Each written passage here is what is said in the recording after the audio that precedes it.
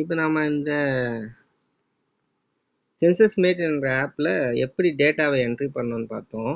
டேட்டாக்களை என்ட்ரி பண்ணோம் இல்லையா, மக்கள் தொகை பட்டியலில் ஒவ்வொரு குடும்பமாக புதிய குடும்பம் சேர்த்து அதில் வந்து ஒவ்வொரு உறுப்பினர்களாக ஆட் பண்ணோம்.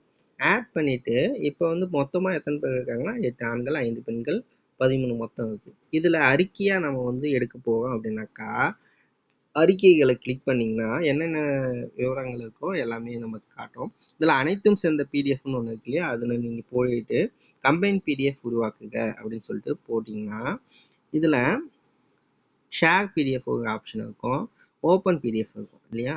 இதில் நீங்கள் கோப்புரை அப்படின்னு சொல்லிட்டு போட்டிங்கன்னா நம்ம ஃபோனில் அது வந்து சேவ் ஆகிடும். இப்போ வந்து கம்பைன் பிடிஎஃப் ஓப்பன் பிடிஎஃப் கொடுக்குறேன்னு வச்சுக்கோங்க. இப்போ நமக்கு இருக்கக்கூடிய அந்த டிஃபால்ட் ஃபைல் மேனேஜரில் போயிட்டு அந்த பிடிஎஃப் வந்து ஓப்பன் ஆகுது.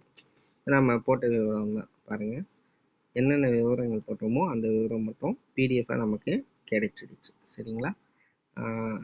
என்ன வயசு, என்ன இனம், குடியிருப்பு என்ன, பள்ளி என்ன, வகுப்பு என்ன அப்படின்னு சொல்லிட்டு எல்லாமே கிடைச்சிடுச்சு. இது போல் குடியிருப்பு வாரி சுருக்கம்னு ஒன்று இருக்கு இல்லையா, இதில் வந்து நம்ம என்ன பண்ணுவோம், 5+6 10க்குள்ளே 14க்குள்ளே அப்படின்னு சொல்லிட்டு நமக்கு டேட்டா தேவைப்படும். அந்த டேட்டாவும் வந்து இதில் இப்போ நம்ம வந்து எஸ்சி பிசி 2 பேருக்கு போட்டுக்கோனாக்கா அது டேட்டா மட்டும் வரும். எம்பிசியும் சேர்த்து போட்டால் 3 அதுவும் சேர்ந்து வரும்.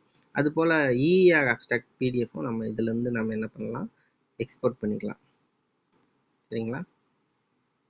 அந்த ஃபைல் பார்த்திங்கன்னா நமக்கு சேவ் ஆகிடுச்சுன்னா நமக்கு சென்சஸ் டேட்டா அப்ஸ்ட்ராக்ட் கிடைச்சிடும். இதில் பார்த்தீங்கன்னா 0 to 2 3 4 to 5 6 to 10 அப்படின்னு சொல்லிட்டு நமக்கு எத்தனை குடும்பங்கள், எத்தனை பேர், ஆண் பெண் எத்தனை, எல்லா டேட்டாவும் இதுக்குள்ளே கிடைச்சிடும்.